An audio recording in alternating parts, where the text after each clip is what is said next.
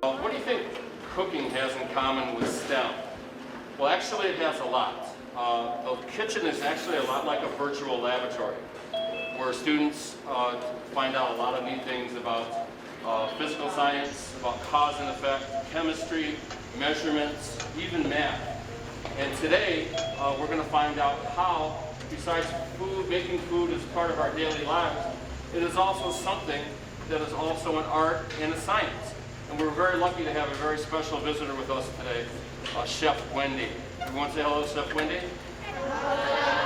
Okay. I got contacted by some people and they said, you know, we have kids that are really interested in high-end dining and cooking and learning about, you know, chefs.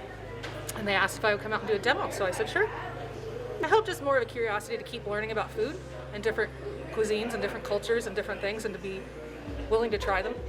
My junior and senior year, they had a class, it was a catering class, so we would do lunches for some teachers or things like that. And so that's kind of what got me into wanting to do it. I think my senior year of high school, I really had been doing a lot of, all the cooking classes that we could in our school, and found out about the Culinary Institute of America and started researching it and decided that's what I wanted to do. So, you know, at Chef Chic, we have a cafe at 1104 South Wilmot. So we're open Monday through Friday. We do breakfast and lunch. And then, so we have sandwiches and salads and things like that. We have case refrigerators with grab-and-go meals, so you can take home a dinner and heat it up. We do catering, on-site, off-site, where we can go in and drop things off and leave, or we can even stay and serve everything, clean everything up. So it just depends on what people like to do. And then we do some cooking lessons too.